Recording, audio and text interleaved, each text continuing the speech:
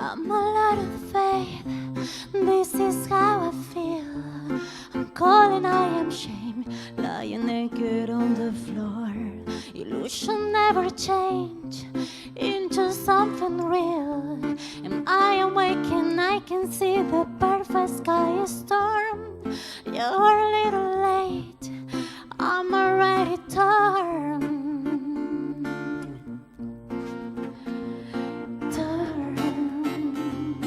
Muy buenas noches de jueves. Luz Marian Nachajón, como todos los jueves. ¿Qué tal, Luz Marian? ¿Cómo te va? Buenas noches, Augusto, Mime, senador. ¿Cómo está mi querido Mime?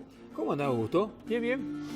En general, bien, che. Bien. ¿Y vos bien. cómo estás? Bien, súper bien.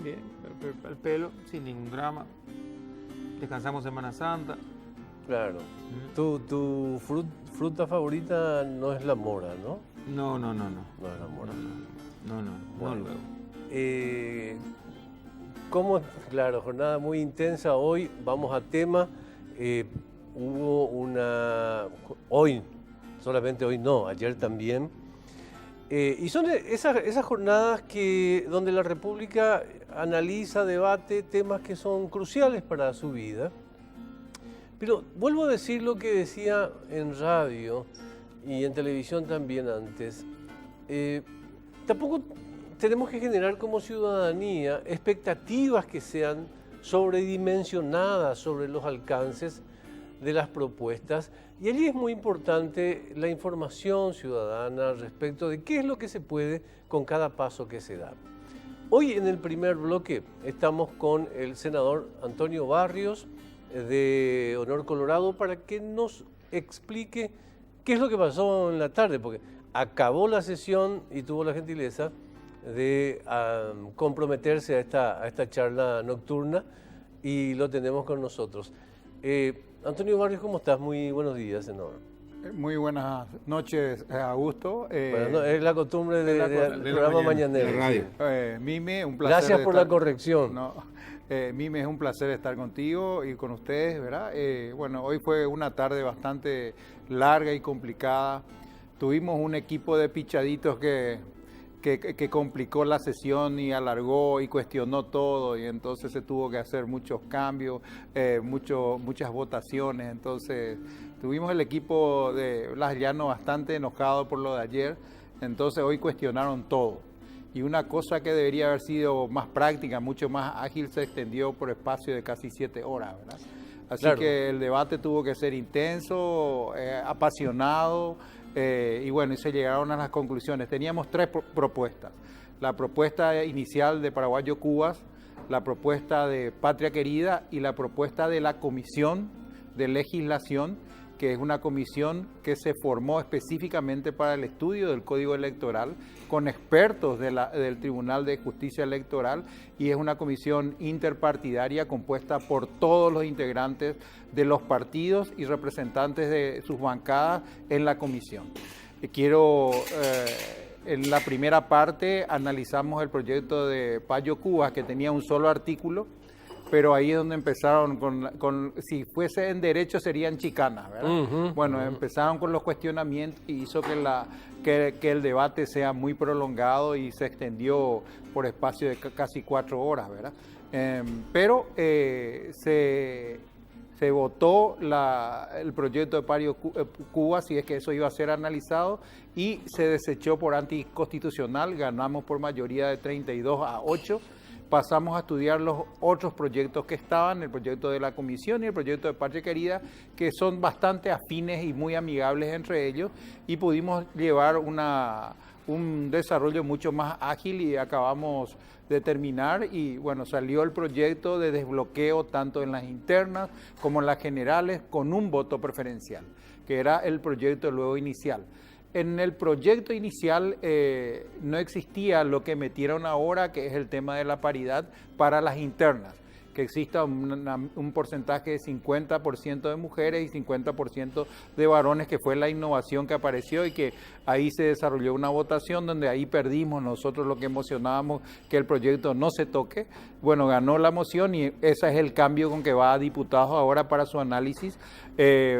La sesión de diputados creo que empezará lo más pronto posible apenas reciban los proyectos, y bueno, y ahí tratarán y analizarán si le dan vía libre o tienen cuestionamientos y cambiarán o pasarán a comisión.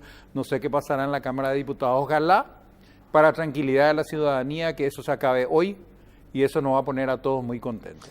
Pedagógicamente, ¿cómo se puede explicar esto de desbloqueo con listas preferenciales? Es la posibilidad que existe, porque el voto preferencial es obligatorio, ¿verdad? Sí, perdón. El voto preferencial es obligatorio. Uno tiene la posibilidad de votar por su lista. Vamos a suponer que exista una lista de 45 senadores titulares y 30 suplentes, y votar por toda la lista así in totum como está. Y tiene la obligación en este caso de votar por uno de los integrantes de los 75 que están ahí en oferta, ¿verdad? Puede votar por el primero y entonces se respeta la lista así como está. O puede votar por el último, y si el último tiene una mayoría interesante, ese último puede pasar a ser el número 1 de la lista.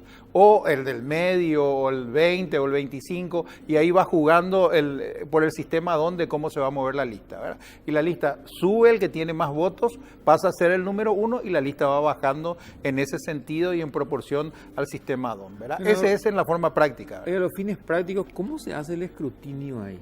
Bueno, ¿necesariamente electrónico o no? No, se puede hacer de las dos formas, tanto por papeleta como electrónico.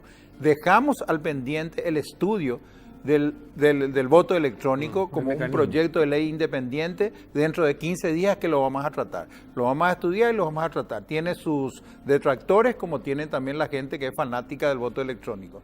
Se cuestiona mucho dice que es muy fácil de hackear, ¿verdad? Ya existieron casos, bueno, hay otros países, muy pocos países realmente que lo utilizan, y lo utilizan aparentemente con éxito y sin mayores dificultades. Así que esperaremos dentro de 15 días, un jueves, y vamos a trenzarnos con el tema del voto electrónico a ver qué pasa, ¿verdad? ¿Honor Colorado tiene una posición al respecto del tema voto electrónico? Vamos a escuchar de vuelta, vamos a volver a analizar, y yo creo que le tenemos a Sergio Godoy, que es nuestro puntal y nuestro experto en este caso de este tema eleccionario y de este cambio de desbloqueo de lista. Y hoy yo justamente conversé con él sobre esto, ¿verdad? Entonces me dijo, vamos a conversar una vez que se presenten todas las propuestas de cómo se utilizaría, en qué circunstancias. Vamos a hablar con el Tribunal de Justicia Electoral si eso es aplicable o no aplicable, porque lo queremos implementar ya en las elecciones municipales. Esta ley tiene que ser aprobada y tiene que ser aprobada, aplicada en las municipales. Así que esa respuesta, Augusto, te la voy a dar por lo menos por una semana, que nosotros vamos a estudiar bien el caso, y Honor Colorado, como siempre, va a establecer y anticipar ya cuál es su propuesta. Fue muy importante la posición, yendo a un último tema, senador, fue muy importante la posición de Honor Colorado al respecto del tema Contralor. Al margen del comentario que se puede hacer sobre la sesión, lo que pasó antes. ¿Cómo es que se inspiró, digamos, el sector para decir, bueno, nos anticipamos a bajar una posición? Para algunos eso precipitó incluso todo lo que pasó después en Añetete. Bueno, tenemos que entender que Honor Colorado se ha caracterizado desde el inicio de este régimen parlamentario a tener una disciplina con respecto a la conducta y tratamiento de todos los programas o todos los proyectos que se presentan en la Cámara, ¿verdad? Y nosotros tenemos un diálogo muy frecuente y muy fluido con el líder del movimiento. Y el líder del movimiento es una persona que tremendamente capaz, que conoce el mecanismo, que ya ha pasado por esto, y él está acostumbrado a dialogar con nosotros y de acuerdo a eso establecer su línea de pensamiento. O sea, como se conoce vulgarmente, el expresidente Cartes baja línea, ¿verdad? Con él se baja línea y se puede disentir, pero es en ese diálogo es donde sacamos la conclusión y al final la propuesta la hace el líder y eso se baja línea y eso es lo que nosotros después transmitimos en el Parlamento, ¿verdad? Aquí también nos bajaron línea que tenemos que hacer ya La primera pausa. nuestra primera pausa. Hoy es un programa con 3 bloques después de bastante tiempo. Le agradecemos muchísimo, senador, la presencia hoy, ¿sí? Un placer, Augusto, y para cuando quieran. Muy amable, muchas gracias. Gracias a vos. Vamos a una pausa y volvemos. ya volvemos.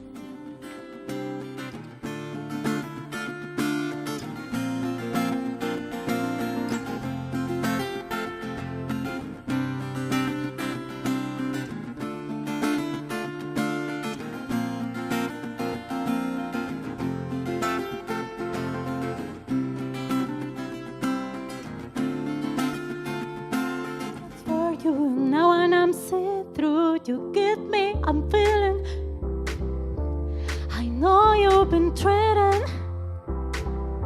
so let me care for you oh baby even electricity.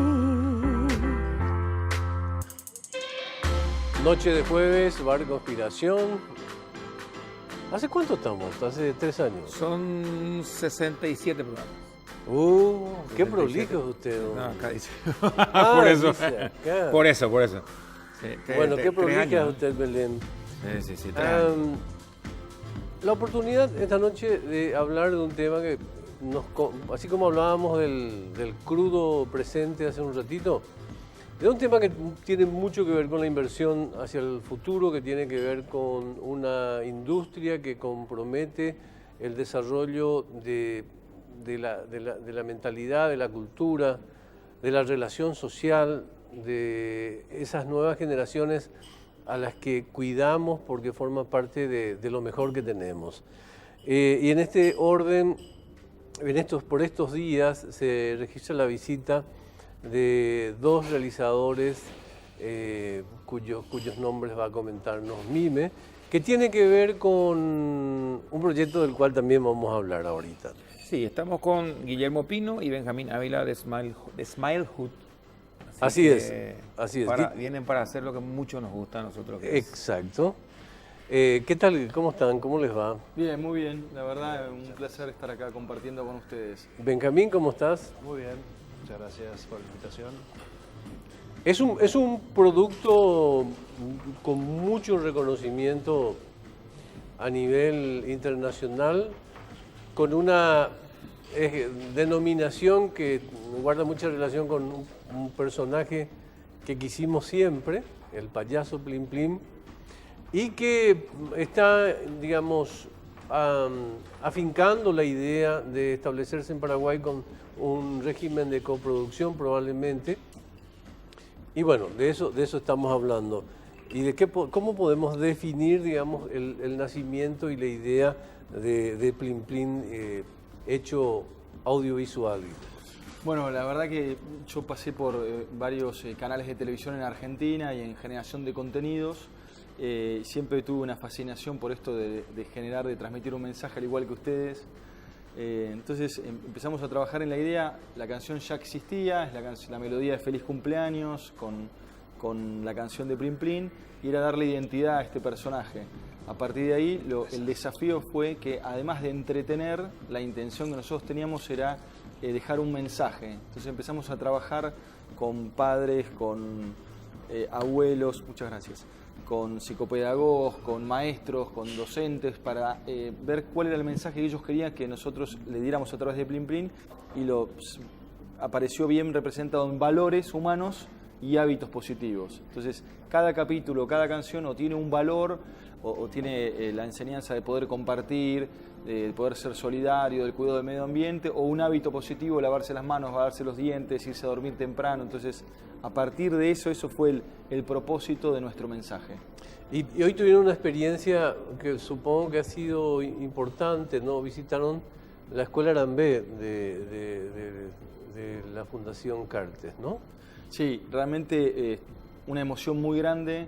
El trabajo que está haciendo la Fundación es espectacular. Realmente, yo soy sincero, creo que en Argentina no va a haber un colegio modelo como es este. Estuvimos charlando ahí con los docentes, con los alumnos, contándonos un poco la experiencia, y también con muchas ganas, a partir de todo esto que estamos desarrollando con Benjamín, de empezar a producir más material, más contenido audiovisual aquí en Paraguay. hemos hecho un acuerdo con la compañía, con Heim Films, y creemos que está todo dado en todo sentido. Hay, por un lado, unas locaciones, unos lugares, unas ambientaciones naturales excelentes, y también hay un capital humano muy bueno, muy grande, muy importante, y creemos que hay, lo que vimos es mucho entusiasmo. Cada vez que charlábamos una idea o analizamos alguna propuesta, vemos que hay una receptividad, y me parece que en ese sentido la visión que ha tenido el Grupo Cartés me parece que es muy fuerte, porque ser pionero en estos ámbitos es generar un impulso a la industria que puede ser fenomenal, porque acá este tipo de la industria audiovisual está cruzado trabajan, no sé, dibujantes, contadores, abogados, gente que hace maquetas, infinidad, que un día sacamos el número, más de 20 profesiones que están afectadas al desarrollo de un contenido. Y además, lo interesante es que esto también puede traer una explosión turística, porque cuando la gente empiece a conocer los lugares que nosotros estamos conociendo, sinceramente puede verse seducida para venir y conocer. Benjamín, el desafío de hacer cine, de hacer audiovisuales en general, de producir para redes como Netflix, por ejemplo, para niños y adolescentes, implica un compromiso, es cosa seria, ¿no? Sí, sí, claro. Los contenidos para lo que es infancia, sobre todo, tiene la complejidad de que siempre es un espectador al cual nosotros no podemos registrar tanto, y creemos que lo mejor sería que vea tal cosa, pero en realidad también está el propio estímulo. Entonces siempre es una prueba y un error y ir ajustando. Con los adolescentes, que ya es otro target muy distinto, donde ahí ya hay una actividad y ya no es es un espectador activo, digo, ya tienen sus propias redes, su propia influencia, su propia manera de comunicar sus propios contenidos. Los contenidos para adolescentes son mucho más interesantes en términos de la posibilidad de poder expandir no solo por un solo medio, sino por varios medios. Claro. Una cosa lo llamamos hoy más 360, porque los chicos no son consumidores de todos los aparatos, consumen o acá o acá. Claro. En cambio, los adolescentes tienen esta posibilidad de ser activos, lo que se llama el prosumidor, digamos, que produce y consume al mismo tiempo. Ajá. Entonces también hasta copian el contenido que vieron actuando o sacándose la foto como tal. Digo, es como la nueva tendencia en el mundo, se llama el prosumidor. Miren. Tiene nombre, digamos. Sí. Y lo que hacen a partir de la adolescencia, sobre todo la ranga etaria es de 14 a 35 o 40 años, que es lo que son prosumidores en la actualidad, que a partir de sus propios deseos, sus propios gustos, producen también contenido. Claro. El trago no es de utilería, sé que pueden... Sí, muchas gracias. Yo quería decir... Estamos hablando de Plin Plin, que es prácticamente un ícono dentro de los niños. Yo tengo mellizos de 4 años y se pasan cantando la música. Aparte de esta apuesta fuerte junto con Hey, ¿tienen en cartera algunas otras propuestas a otro público, jugarse a algo? Porque de la alianza Hey con Arco Libre salió un producto que está en Netflix, que es altísima, quedó la vara. Bueno.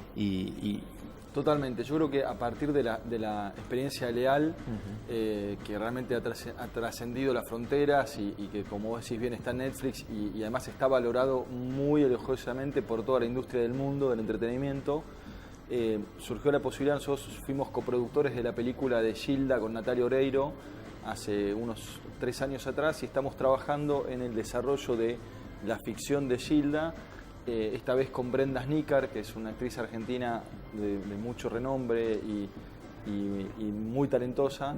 Y la idea estamos trabajando con Hey, la posibilidad de hacer parte de esa ficción, que también saldría en Netflix y en otro montón de soportes más aquí, dado que justamente estuvimos visitando locaciones, viendo qué se podía hacer y demás. Así que bueno, en eso Benjamín les puede dar más detalle, que va a ser el director, pero creemos que puede haber una oportunidad muy grande en eso.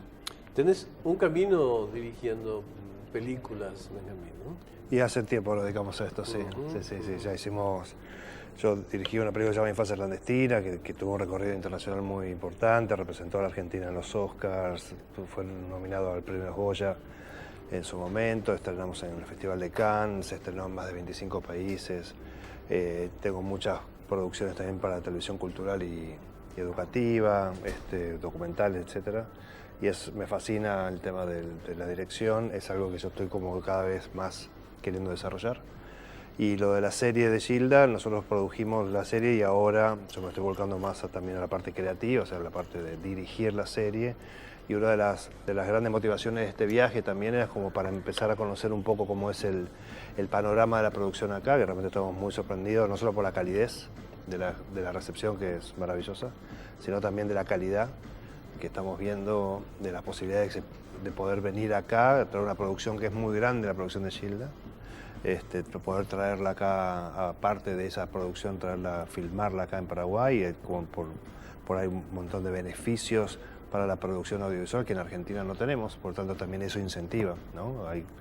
Hay una sensación como muy parecida a lo que pasaba en Colombia hace 8 años, que hoy Colombia es como el centro de producción latinoamericana, se producen muchas cosas en Colombia para otros países. Así es. Bueno, Paraguay, de alguna manera, el contexto que hay da la sensación de que podría comenzar teniendo desde legislaciones que apoyen a la producción audiovisual, más fomentos que puedan salir del mismo lugar, desde empresas que le interesa la inversión como en productos que realmente tienen una posibilidad de negocio real, porque a la larga estamos hablando de eso. Me parece que el Paraguay se convierte desde este viaje que estamos haciendo en una posibilidad real de venir a producir y a hacer cosas de gran calidad internacional aquí. Es fascinante porque de aquellos tiempos en que el cine latinoamericano era casi el transporte del paisaje latinoamericano hacia el mundo, hoy Latinoamérica está empezando a desafiarse a producir en diálogo con lo universal, ¿verdad? Y es un desafío importante, ¿no? Sí, sí. Hay algo interesante que pasó en los últimos años. Antes, hasta hace 10 años, diría un poco menos, se hablaba de los productos internacionales latinoamericanos, se hablaba del neutro, del castellano neutro, ¿no? Y porque en el mercado de Estados Unidos de latino no lo entendían, no sé qué. Y hoy lo que ha sucedido es que justamente lo que la gente cree es la particularidad. Que el argentino hable en argentino, que el paraguayo hable en paraguayo, que el colombiano hable en colombiano, porque en realidad las historias pasan a ser más universales porque la gente ya se acostumbró a que esto es posible y eso también nos da la posibilidad de poder ir a volcarnos cada vez más en historias más regionales o más íntimas o más particulares de cada país que puedan ser universales, que es un poco llevándolo a la famosa frase pinta tu aldea, pintarás el mundo. Hoy se está haciendo cada vez más realidad porque la gente no consume tanto por el castellano neutro, si lo entiendo o no lo entiendo, sino porque la historia está buena o mal. Aquí se dio un fenómeno cuando se hicieron 7 cajas, se habló en el lenguaje que nosotros conocemos como Yo Pará. Ajá. Y se subtitulaba a tal punto que se presentaba la película subtitulada en todos lados, inclusive acá. ¿Cómo haces una curiosidad que siempre tuve? ¿Cómo un director maneja el tema de esos, no sé, esas cuestiones muy locales del idioma cuando vas a hacer una historia como la de Gilda, por ejemplo? No, acá nosotros lo que haríamos sería traer, lo más seguro que toda la parte artística sean traídos de Argentina, porque necesitamos que hable en rioplatense. Y lo más seguro que hay uno de los personajes que claramente puede ser paraguayo y hablará. En paraguayo. En paraguayo y con mezcla guaraní y que es lo que nosotros no entendemos. Se llama Yo Para. El Yo Para, bueno, el Yo Para, y lo más seguro que irá subtitulado, etcétera, pero porque eso le da como la particularidad al personaje, digamos. Nosotros la idea de pensar lo internacional tiene que ver que uno puede venir acá y producir algo que puede ser visto en otro lado y no saberse dónde se produjo, pero entender que va de eso la historia. Y esa es más la riqueza, ¿no? De escuchar las formas de hablar y de expresarse. Porque es cierto lo que señalaba, hubo un tiempo que el doblaje era en español. Neutro. O en español, español. Chile o español. Claro. Que es terrible, a veces es terrible. Y nos impedía, digamos, toda esa inmensa cantidad de recursos que se esconde detrás de una expresión en Totalmente. dialecto local. A ver, ¿y cómo termina esta primera misión vuestra a Paraguay, que concluye creo que mañana? ¿Qué conclusiones sacan, querido? Bueno, principalmente que hay muchas oportunidades, que es un país con una economía estable, que hay mucha gente que tiene mucho entusiasmo. La verdad que nos trataron de maravilla, hemos tenido muchas reuniones muy interesantes con diferentes directivos del grupo, con gente que está vinculada a la industria. La gente de Hey Films nos abrió puertas de todos lados, la verdad que es muy interesante. Y creemos que el potencial es realmente muy grande. Nos vamos con la posibilidad esta de empezar a coproducir Plin Plin acá en Paraguay, lo cual nos da mucha alegría. Estamos pensando en traer un grupo de capacitadores, tanto de Buenos Aires como de Tucumán, para que... Para el tema animación. Para el tema animación y para el tema actuación también, que en ese sentido Benjamín es docente y queremos empezar a hacer talleres acá como para tener esa sensibilidad de ver bien en qué situación están, cuáles son las ventajas y desventajas de los profesionales locales.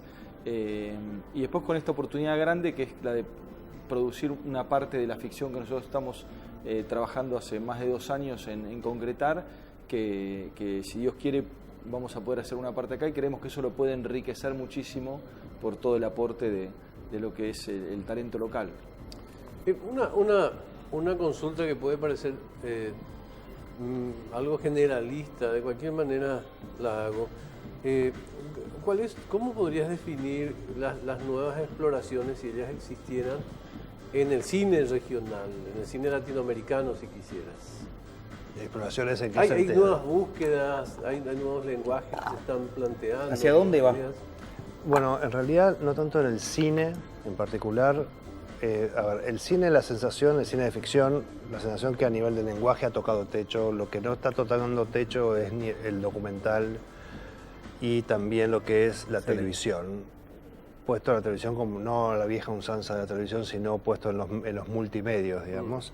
Hay experiencias muy interesantes de ficciones que se están haciendo, que son series de ficción, pero que a su vez la historia continúa no solo en el capítulo, sino en las redes sociales de los personajes, que son redes reales, que es parte del contenido, que está parte de la narración, lo que sucede entre una semana y la otra, uno los sigue a los personajes en realidad, en lo que van haciendo en sus redes sociales. Hay algo de eso, y cuando vuelve al capítulo, eso que pasó en las redes sociales es parte de la ficción del capítulo siguiente. Eso ha evolucionado mucho, por eso vuelvo al prosumidor. Es un productor y un consumidor a la vez, ¿no? Alguien que produce su propio contenido a partir de consumir el producto de otro, digamos, ¿no? Eso es como la nueva tendencia. A nivel de lo que es series, lo que está sucediendo mucho es que ha cambiado mucho el hábito de la gente. Y eso ha generado que la gente empiece como a hacerse fanática de series, fanáticos de plataformas, ¿no? Entonces, eso me parece que es lo más interesante que está pasando. Lo que ha pasado que la gente del cine se ha volcado a las series. Claro. Y porque hemos encontrado, me considero parte de ese movimiento, que hemos encontrado en las series la posibilidad de desarrollar alta calidad del lenguaje y de la narración, que es lo que nos apasiona y nos gusta del cine, en realidad, ¿no? Además, ese fenómeno extraordinario que te permite ver hoy en día una profusión de producciones de regiones que normalmente no las tendrías. Probablemente en la India están diciendo, che, una película paraguaya, pero ¿cuántas películas de ahí estamos? De Bollywood estamos consumiendo. Es un momento distinto, ¿no? A muy 20, global. 30 años atrás. Sí, sin duda. Y también esto que decía Benjamín, hoy con el crecimiento de YouTube también hay un montón de contenidos que viajan por YouTube y llegan, nosotros tenemos mensajes de lugares como India o Filipinas, donde hay gente que está viendo el contenido de Plin Plin en inglés o lo está viendo en español también. Y tenemos visualizaciones de Japón en español. Entonces, bueno, claro, esto de que si el Estado, si el gobierno toma conciencia de que puede ser un activo estratégico el apoyo a estos bienes culturales, a estos contenidos, puede haber una expansión muy, muy grande porque realmente están todas las posibilidades dadas. Si tuvieras que enumerar, ya hablaste del tema, pero si tuviera que ser incluso más puntual, porque somos una experiencia de alguna manera joven en materia de cine, de los beneficios que aporta a un país, aparte de emplear a gente para rodar una película, es mucho más que eso esta industria, ¿no? Es mucho más que eso y además es el rescate de la identidad del lugar, porque me parece que por ahí nosotros como latinoamericanos nos criamos mucho mirando la historia de Europa o de Estados Unidos y la misma industria nos ha colonizado de alguna manera, entonces a mí me gusta siempre contar que en la Segunda Guerra Mundial murieron 700.000 americanos, pero murieron 23 millones de rusos. Y sin embargo nosotros pensamos que la guerra la ganó Estados Unidos porque nos comimos toda la industria de Hollywood toda la vida, entonces está claro y hay un montón de ejemplos de ese tipo de cosas donde hemos quedado en esa manipulación. Y yo encuentro, y de hecho con Benjamín somos los dos, compartimos esa pasión, nosotros estamos nos gusta mucho el conocimiento de los pueblos originarios.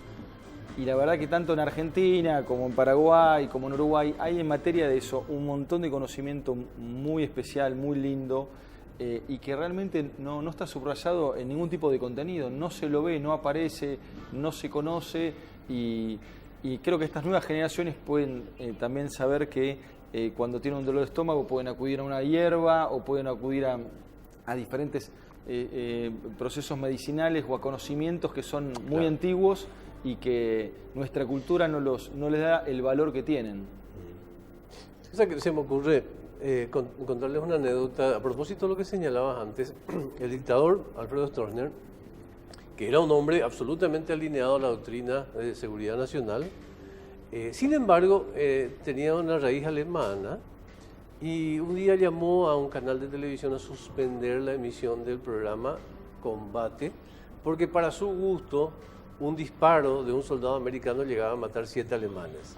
O sea, es lo que contaba, ¿no? La historia se escribe desde el sitio donde se producen las películas, ¿no? Bueno, ahí Benja lo va a contar mejor que yo, el análisis que él hace de Rambo como figura, que es muy interesante también. Digo, nosotros culturalmente decimos, che, ¿qué hacemos este fin de semana? Vamos al cine, sí, pero vamos a ver algo livianito, algo que no pensar. No, esta cosa de pensar. Dice, bueno, vamos a ver Rambo, ¿no? Y dice, no, algo pochoclero, algo para pasatista. Y en realidad si uno analiza Rambo, Rambo 1 es una película sobre un héroe, un excombatiente de Vietnam que vuelve y lucha contra la policía corrupta de un estado. Claro. Rambo 2, en plena Guerra Fría, año 84, 83.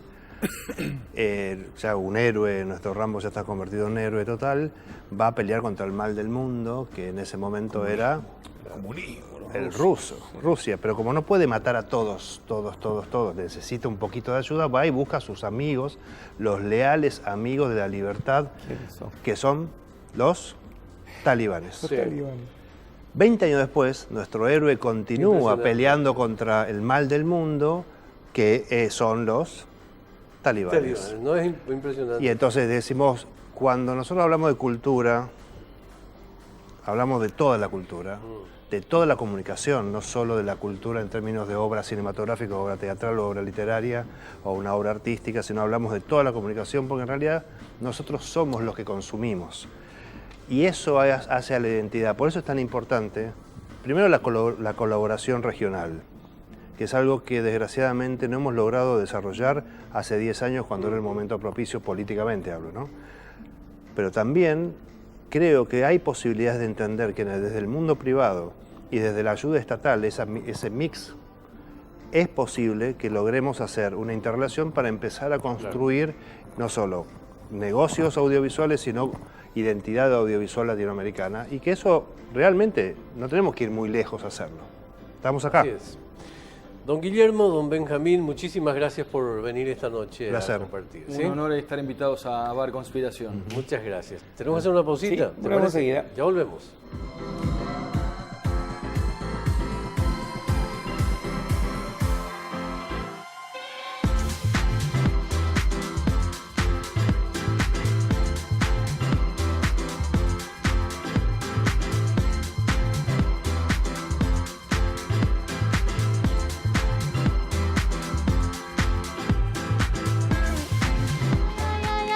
Enough. And what I'm talking like is love. only takes a little bit, just poquito. You got to hook a lot of this like a rico, just enough to make a mess. When you know you can resist. Y abre esta tarde las puertas de este bar. Entonces uno se suma cuando corresponde. ¿Usted viene de la plaza? Apenas. Payo. No, nada. Para terminar este día, ¿verdad? No, demasiado tranquilo está el día como para terminar así. Esta es una semana importante, señor Dos Sí, Santos. señor, sí, señor. Donde llegan los pequeños souvenirs, regalitos e invitaciones de bocaditos para ir a hablar sobre todo lo que hacemos mal y después no queremos nomás reconocer que estamos haciendo mal. Esta es la semana de la sinceridad Sí. en el periodismo. Es la semana de la comunicación en la mayoría de las universidades. El 26 de abril se celebra el Día del Periodista en Paraguay. Y para mí está uno de los catedráticos mejor referenciados y formados Sí, señor. en Paraguay con nosotros hoy. Vamos a invitarle un traguito, ¿verdad? Es lo mínimo que podemos hacer. Traguito de Edu. Mojito de Edu, ¿verdad? Hoy tenemos mojito a pedido de Mike. Vamos a hacerle llegar Don enseguida. Pepe Costa, ¿cómo le va? Bien, nos vamos a trasladar al Caribe. Al Caribe. excelente. Así es, profe. Mira que no es de utilería, ¿eh? Adentro, No es de utilería. No, adentro, para nada. adentro, Pepe. Qué bien. Qué gusto, Pepe, qué gusto que pudieras Gracias estar. por invitarte.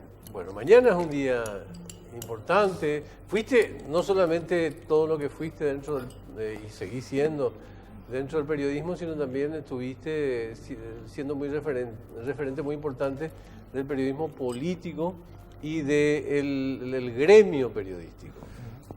Me tocó el honor, la oportunidad y a veces digo también el dolor de cabeza de haber sido secretario general del Sindicato de Periodistas del Paraguay y haberlo sido en uno, creo, de los momentos más graves del gremio periodístico que fue un 26 de abril de 1991 con Sí. el asesinato de Santiago Leguizamón. Así es, así es.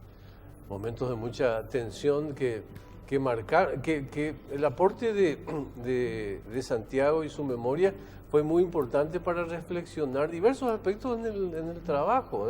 Hasta hoy sigue vigente a la hora, por ejemplo, de trabajar el tema de la seguridad para los periodistas. Totalmente. Y además, con todo el simbolismo que tuvo ese hecho criminal, nos marcó como gremio en nuestro país algo que a lo largo de la historia, en los últimos 20, 30 años, está marcando al continente, que es el tema del riesgo del ejercicio del periodismo en ciertas zonas. México, Colombia, y nuestro país no quedó exento de eso. Es más, en el último informe que hizo la Relatoría de Libertad de Expresión sobre el tema de las zonas de riesgo, habla de la zona fronteriza de Paraguay. Recordemos grandes crímenes que han habido, el de Santiago, que fue, digamos, el emblemático y muy fuerte, y últimamente también lo que ocurrió con el compañero Medina. Así que el problema del ejercicio del periodismo hoy día está reconocido por todos los organismos internacionales que trabajan en el tema de derechos humanos, libertad de expresión, libertad de prensa, etc.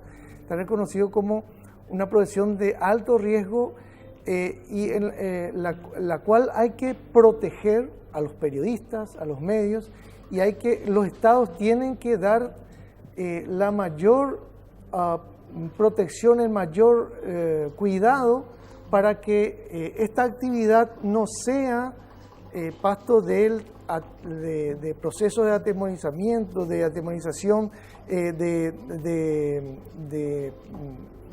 digamos, de censura, porque la peor, como se dice, la peor de la censura es la muerte. Claro. Y hechos criminales como esos marcan y generan una autocensura incluso. ¿La sociedad puede existir sin periodistas? No. Una sociedad democrática no puede existir sin periodistas, sin medios de comunicación, porque son los elementos claves y es una profesión clave para hacer vigente la libertad de expresión, para hacer vigente el derecho a la información, que son derechos fundamentales para una sociedad democrática. Entonces, un 26 de abril que celebramos, siempre tenemos que recordar que no solo tenemos los periodistas el honor, el privilegio de servir a la sociedad en cuanto a un derecho fundamental que es el derecho a la información, tenemos también un gran compromiso en eso, una gran obligación de ejercer con alto sentido ético dentro de los estándares éticos y legales de la profesión, pero además tenemos también que ser muy celosos de preservar la seguridad de los periodistas, de los colegas, porque la seguridad con la cual se pueda ejercer esta profesión va a permitir que la sociedad también se sienta segura y servida en este derecho y fundamental que es el derecho a la información. En Paraguay hoy día estamos teniendo una muy buena experiencia, creo, de tener una mesa interinstitucional de instituciones públicas y gremios del periodismo. Está el Sindicato de Periodistas del Paraguay, está FOPET, el Foro de Periodistas Paraguayos, está la Asociación de Reporteros Gráficos e instituciones del Estado que estamos trabajando en conjunto para tratar de hacer un trabajo de prevención en materia de seguridad de los periodistas y también hacer que las instituciones públicas, cuando hay elementos o hay acciones que atenten contra la seguridad del periodista, puedan actuar de la manera más rápida posible. Perteneces a la academia y desde ahí quería preguntarte, hace poco recibí una encuesta justamente sobre Estaba pensando en la misma encuesta. lo mismo. ¿Cuál es el estado del arte de la escuela de periodismo, de las escuelas de periodismo en Paraguay? Bueno, hay un proceso, esto históricamente la primera escuela de periodismo aquí fue la de la Universidad Nacional de Asunción en los años 60. En los años 70 ha habido como una explosión, digamos, con la apertura de una carrera más que fue la de la Universidad Católica. En los 80, 90, ahí sí ya universidades públicas, regionales y privadas han incurrido en dotar de academias o de escuelas o de facultades o de carreras de ciencia de la comunicación, de comunicación y artes audiovisuales, de periodismo, entre otras cosas. Hay muchas carreras de periodismo hoy día, no sabría decirte cuántas, pero muchas, por lo menos más de 20 en el país. Y en promedio, ¿qué te hace sentir de cómo estamos enseñando periodismo? Yo creo que, siempre se puede dar más. Creo que el periodismo, como otras profesiones, está siendo también un poco víctima de lo que la sociedad en general nos está aprisionando, que es, y parecería ser un contrasentido, que es el ritmo acelerado de vida. Todo lo queremos rápido, las nuevas generaciones todo lo quieren rápido, y en esa rapidez, en esa celeridad, en esa casi instantaneidad que se tienen que hacer todas las cosas, incluso las formaciones, la formación de profesionales, cometemos errores, no damos profundidad a la formación y para hablar específicamente del caso de periodistas y de comunicadores, probablemente estamos no haciendo lo suficiente como para que se nutran los estudiantes de periodismo y la conciencia de los estudiantes de los periodismos con aquellos valores de la deontología periodística, la ética periodística y sobre todo de aquellos valores que tienen que ver con el compromiso que tiene que tener el periodista en la sociedad.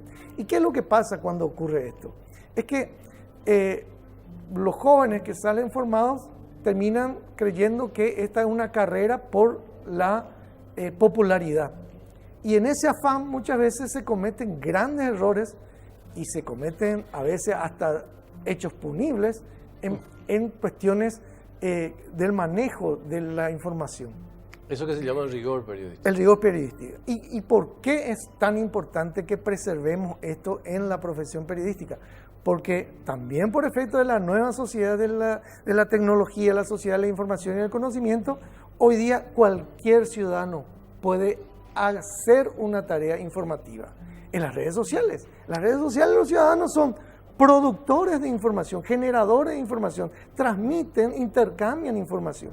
Claro, no con los rigores de una profesión periodística, y eso es lo que tiene que diferenciar al periodista de los ciudadanos que hacen... Eso es clave y se notan las discusiones en redes sociales, ¿verdad? Cuando uno expone un punto y alguien aparece y le discute y vos decís, bueno, ¿y cuál es? Dame tu base. ¿Cuál es tu fuente? No hay, te discuto porque te quiero discutir, ¿verdad? Entonces, cuando el periodista cae en la discusión por discutir nomás, se ven cosas horribles. Yo hace poco vi un comunicador escribir,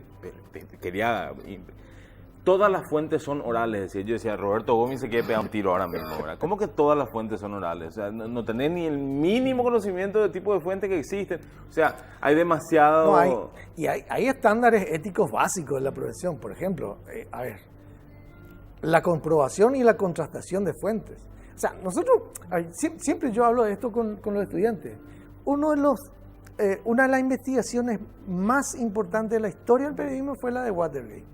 Y el estándar de uso de fuentes de Woodward y Bernstein en esa investigación está patentado en sus libros.